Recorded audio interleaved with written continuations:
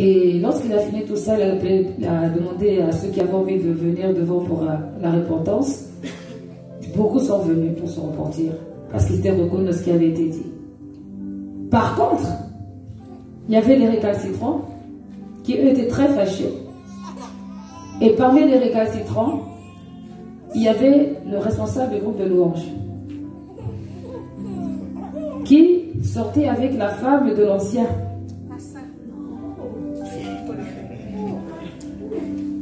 Voilà. Donc, quand le Seigneur a utilisé ce pasteur, s'il avait dit non, c'est pas le message que j'ai préparé. Non, non, non, non. Moi, de toute façon, je suis de passage ici, je ne suis pas venu pour ça. Il serait dans la désobéissance. Il serait dans la désobéissance. Donc, souvent, lorsque Dieu parle dans le sens contraire, c'est qu'il veut ramener la vérité là où il y a le mensonge, c'est tout. Il veut ramener la vérité là où il y a le mensonge, parce que sinon, le Seigneur donne des paroles d'encouragement aussi. Il ne fait pas que reprendre les gens. Quand même, il encourage, tenez bon, ça va aller. Lorsque l'ange est allé parler aux 7 églises, certes que l'ange a repris son prophétique, mais il y a eu l'église où il a quand même les encouragé et dit oui, je sais que tu es faible. Donc, comme je disais, si tu veux servir comme Hulda, il faut que tu aies un compte courant. Voilà. Ça veut dire mourir, être prophète, c'est mourir à soi. Oublie les appréciations des hommes. Oublie. Parce que si tu veux être une personne appréciée des hommes, tu seras un vilain prophète. Tu vas faire des choses qui sont en contradiction avec la parole. Parce que le rôle des prophètes, c'est de ramener le peuple de Dieu vers Dieu. Et quand quelque chose est bon à dire, ils le disent aussi dans le but de glorifier Dieu. Que Dieu soit loué pour tout ce qu'il a fait. Justement, des tests qu'on peut faire pour savoir si une personne, si un prophète vient de Dieu ou vient du diable. La première chose, c'est de voir si la prophétie qui a été donnée se réalise. Dans l'Ancien Testament, c'était comme ça. La deuxième chose, est-ce que la prophétie est en accord avec la parole de Dieu? La troisième chose, est-ce que le prophète qui prophétise vit en craignant Dieu? Parce que lorsqu'il y a une onction prophétique dans la vie d'un homme ou d'une femme et que la personne ne revère pas Dieu, il y a un remplacement. Un esprit de séduction vient à la place de l'esprit du Saint-Esprit et la personne va prophétiser, mais va prophétiser pour faire plaisir à la foule. Vous êtes beaux, je vous aime. Vous allez tous réussir. Alors qu'on sait très bien qu'il y a des paresseux. Comment tu veux dire que tout le monde va réussir? Non, toi, tu vas te marier, la fille à fond sur les quais. C'est pas normal. Ou Dieu va t'élever alors que c'est un grand rebelle. C'est pas normal. Dieu ne laisse pas les rebelles, les rabaisse. Donc, quelquefois, là, l'esprit d'égarement arrive là, un peu bizarre. Pourquoi? Parce qu'on n'est pas en conformité avec la parole de Dieu. Donc, le prophète, il faut qu'il vive en révérant Dieu, sinon il ouvre une porte à l'ennemi. Sinon, il ouvre une porte au diable. Il ouvre une porte et l'ennemi peut l'attaquer à n'importe quel moment. Saül, il était aussi prophète, mais quand il a rejeté Dieu, quand Dieu l'a rejeté, c'était fini. Il ne pouvait plus rien faire. Les vrais prophètes sont souvent persécutés. La persécution, c'est pas forcément prendre un couteau et puis on te poursuit. La persécution, c'est quand tu n'es pas forcément apprécié des autres parce que ce que tu dis, ça dérange. Donc c'est une forme de persécution.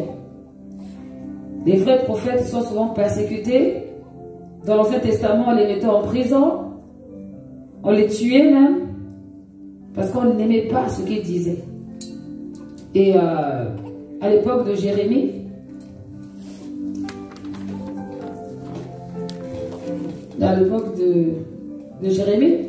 c'est vrai que c'est pas facile, hein. Surtout encore de nos jours, c'est pire. Parce qu'aujourd'hui, le prophète ou l'homme de Dieu va avec la renommée. C'est une question, ce n'est plus une question de ce que c'est la parole de Dieu ou pas, ça devient une question de renommée. Si celui-là qui fait des directs, il a 10 vues, non, 10 personnes qui le suivent, et qui dit la vérité, et que l'autre fait des directs, il a 1000 personnes qui le suivent, qui dit des mensonges, on va croire celui qui a 1000 personnes parce que beaucoup de personnes le suivent. C'est ça.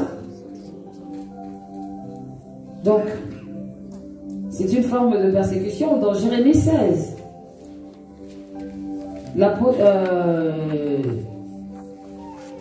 Jérémie parle de la solitude. Le Seigneur dit à Jérémie, l'Éternel m'adressa la parole, tu ne te marieras pas. Tu n'auras donc ni fils ni fille en ce lieu. Car voici ce que déclare l'Éternel au sujet des fils et des filles qui naissent en ce lieu, au sujet des mères qui les mettent au monde, et au sujet des pères qui leur donnent la vie ici dans ce pays. Des maladies mortelles les feront périr, sans que nul ne mène deuil sur eux et sans qu'on les enterre. Leurs corps resteront étendus comme du fumier sur le sol. L'épée ou la famine les consumeront, et leurs cadavres seront dévorés par les rapaces et les bêtes sauvages. Car voici ce que déclare l'Éternel, tu ne dois pas entrer dans une maison endeuillée, ne va pas à des funérailles, n'aie pour ces gens aucun geste de sympathie, car j'ai retiré à ce peuple ma paix, ma bonté, ma compassion. L'Éternel le déclare, les grands et les petits mourront dans ce pays, ils ne seront pas enterrés, nul ne mènera deuil sur eux, on ne se fera pas des incisions pour eux, nul ne se rasera la tête. Personne ne fera de repas funéraires pour ceux qui sont en deuil, pour les réconforter du décès d'un des leurs. Nul ne leur offrira la coupe de consolation au sujet du décès d'un père ou d'une mère. Tu n'iras pas non plus dans la maison où l'on festoie pour t'asseoir avec eux, pour manger, pour boire. Car voici ce que dit le Seigneur des armées célestes. Dieu d'Israël, je veux faire cesser en ce lieu sous vos yeux et durant votre temps des cris de réjouissance et d'allégresse. Donc là, c'est-à-dire, le Seigneur montre à Jérémie ce qui va se passer. Donc, c'est pas qu'il ne veut pas que Jérémie se marie. Mais il sait que si Jérémie se marie, il va souffrir.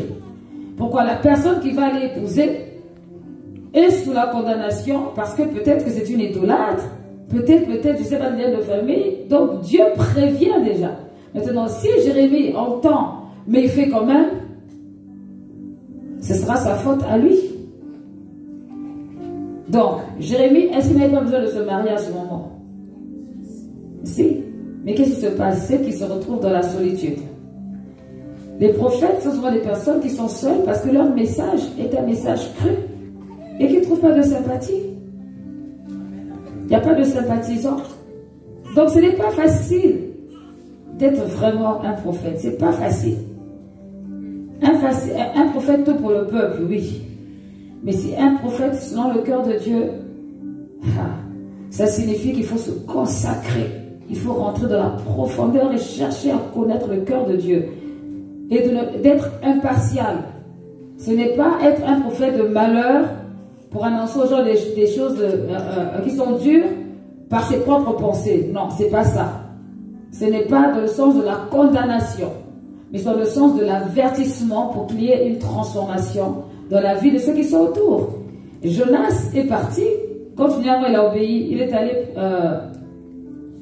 Oh, je n'ai même pas vu l'heure. Jonas est parti et il a annoncé la parole au peuple de Ninive et se sont convertis et il est fâché parce que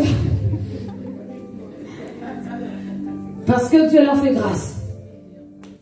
Vous voyez la différence entre le cœur de Dieu et le cœur de l'homme? Et ne comprend pas pourquoi Dieu a fait grâce au peuple qui était endurci. Toi, on t'a pas demandé de faire le jugement, on t'a dit de parler. Ce que tu vas faire après, ça le concerne. Ça ne te concerne pas. Donc, il y a vraiment une différence aussi entre le cœur de l'homme et le cœur de Dieu. Et c'est là qu'il faut bien se positionner. C'est le ventre du poisson qu'il a...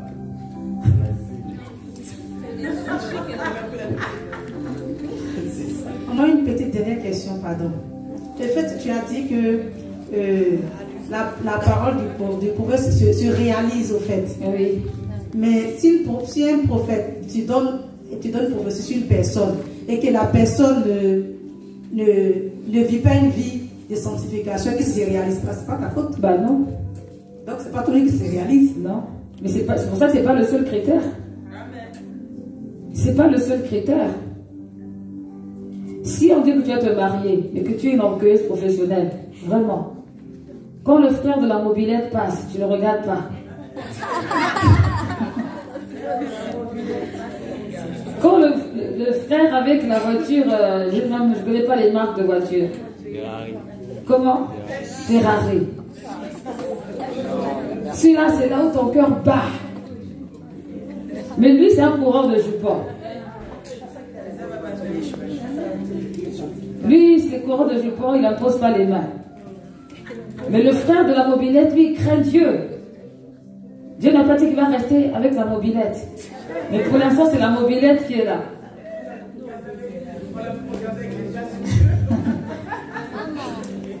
Tu dis non, ça c'est pas normal, ça ne correspond pas à mes critères. Ok, il n'y a pas de souci. Ben, tu vas rester pendant des années, la prophétie passera devant toi comme ça. Tu vas pas comprendre. Que ceux qui ont les oreilles pour entendre, entendent. Comment? C'est bientôt, il pleut beaucoup. C'est Elsa. C'est pas moi. C'est Elsa qui a dit qu'il pleut beaucoup. Donc elle ne peut pas prendre la mobilette. Pourquoi? Elle dit qu'il pleut beaucoup ces derniers temps, donc elle ne peut pas prendre la mobilette. Oui, mais c'est pas grave. Quand il pleut, on se sèche aussi. T'as demandé Elsa? C'est pour un temps. Un jour, ce sera la Ferrari ou encore je sais pas. Oh, l'Audi. C'est pas ça. Non, sûrement, je sais pas. Donc voilà, il y a des paroles prophétiques qui doivent se réaliser, qui dépendent de Dieu, d'autres qui ne dépendent pas de Dieu. Ça dépend de l'attitude, du comportement qu'on a. Et puis voilà, si Dieu a dit qu'il y aura le coronavirus, il y aura le coronavirus. Non. Moi, je crois maintenant, bref. On va rentrer dans un débat. On refuse si tu veux, mais il est quand même là. Ah oui, bien sûr. Je n'ai pas. S'il a dit qu'il y aura des tremblements de terre, il y aura.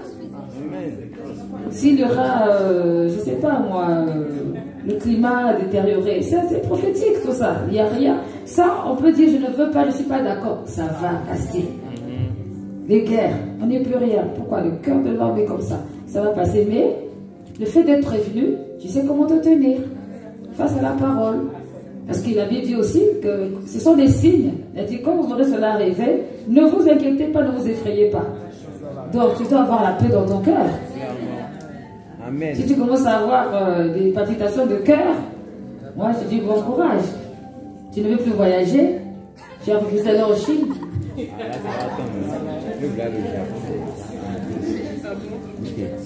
Bon, attention, Dieu n'a pas dit d'aller se jeter aussi.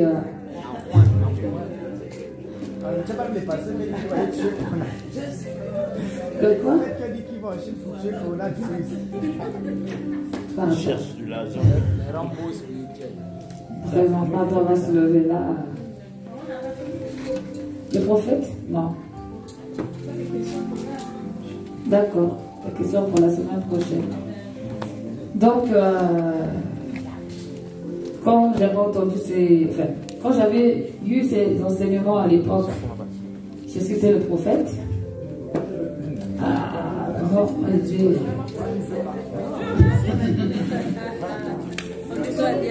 Non, mais vraiment, j'ai vu au-dessus. Après, c'est Dieu qui choisit, hein. Mais vraiment. Voilà. Et je vois les personnes sont contentes. Prophétesse.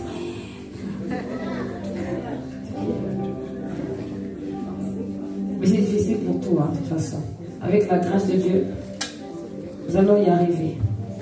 Seigneur, notre Dieu, notre Père, nous bénissons ton nom pour cette parole, cet enseignement, Seigneur. Puisses-tu donner, Seigneur, à chacun ici présent la force d'approfondir, Seigneur, et de détecter aussi ce qui vient de toi et ce qui ne vient pas de toi. Merci, Seigneur, parce que tu nous donnes de réaliser que nous sommes dans les derniers temps et que nous devons faire attention, car ta parole dit que tout ce qui diront Seigneur, Seigneur ne vient pas forcément de toi. Nous voulons rester vigilants, Seigneur, pour marcher dans la vérité et ne pas nous laisser corrompre par des doctrines, des visions qui ne viennent pas de toi, Seigneur. Ta parole dit, Seigneur Dieu de gloire, que dans les derniers temps, il y aura beaucoup de choses de séduction tout autour de nous. Et nous ne voulons pas tomber dans le piège du diable. Seigneur, protège ton peuple, protège tous ceux qui ont vraiment envie, Seigneur, de te suivre, de te servir. Protège tous ceux qui espèrent manifester ta volonté, manifester ta gloire. Seigneur, tu es un Dieu de justice, un Dieu d'amour, un Dieu de paix. Seigneur, ta parole dit que là où est l'Esprit de Dieu, là où est la liberté. Mais tu nous dis aussi, Seigneur, que nous ne pouvons pas prendre cette liberté pour faire n'importe quoi et assujettir, Seigneur, satisfaire nos convoitises. Seigneur, vraiment, enseigne encore, au Dieu de gloire, à ton peuple, à se préparer à ton retour. Tu as dit, Seigneur, personne ne connaît ni l'heure, ni le moment, ni le jour. Mais Seigneur, oh Dieu, tu es à la porte. Et nous voyons tout ce qui se passe autour de nous. Nous te prions, au Dieu de gloire, de nous préserver. Préserve ton peuple, ô Dieu de gloire. Prépare-nous, Seigneur, ô Dieu de gloire, à enlèvement. Éloigne-nous de nous, Seigneur, l'apostasie, tout ce qui ne vient pas de toi. Tout ce qui vient pour nous déstabiliser, qui vient pour, Seigneur, séduire ton peuple, pour les emmener à sortir de ta présence. Ô Dieu de gloire, dans le nom puissant de Jésus-Christ, nous avons besoin de toi, besoin de ta grâce, besoin de ta faveur. Manifeste-toi dans nos cœurs, dans nos vies. Donne-nous de plus en plus la soif, Seigneur, de te connaître et de t'appartenir. Donne-nous, Seigneur, d'expérimenter le véritable, Seigneur, la véritable parole, d'expérimenter la présence et la puissance du Saint-Esprit. Seigneur, merci pour l'onction prophétique et merci pour les prophètes et les prophétesses, Père éternel, que tu établis au Dieu de gloire, dans l'église Trois-Fonds de le Rocher, en dehors, partout, Seigneur, fortifie chacun à garder le cœur intègre, à être comme toi tu veux, que Seigneur nous puissions être. Seigneur, je bénis ton nom parce que tu es Dieu, tu es fidèle, toi qui ne mens pas. Que l'honneur et la gloire te reviennent pour cet enseignement. Seigneur Dieu, manifeste-toi et conduis-nous encore davantage dans ta seule présence. Merci pour, Seigneur, les cantiques prophétiques. Merci pour les prophètes intercesseurs. Merci pour les prophètes chantres, Seigneur, oh Dieu Père. Merci pour les prophètes prédicateurs, les prophètes voyants, Seigneur. Merci pour tous les types de prophètes qu'il y a tout autour, qui a pour but, Seigneur, d'emmener les gens à revenir vers toi, à se rapprocher de toi. Seigneur, merci pour les guérisons, pour les délivrances. Merci parce que c'est toi, oh Dieu, qui ouvre notre esprit, oh Dieu de gloire, à ta parole. Le Saint-Esprit va ouvrir l'esprit de certaines personnes ici, dans une dimension prophétique, pour se préserver et pour prévenir aussi. Seigneur, merci pour cela. Merci, Seigneur, de rendre sensible au Saint-Esprit. Merci de rendre sensible au nom de Jésus-Christ. Merci d'enseigner. Merci, Seigneur de gloire, d'apporter. Merci pour tout ce qui va se passer durant, au Dieu de gloire, cet enseignement sur le prophète. Que ton nom soit glorifié, Seigneur. Au nom de Jésus-Christ, nous t'avons ainsi prié. Amen.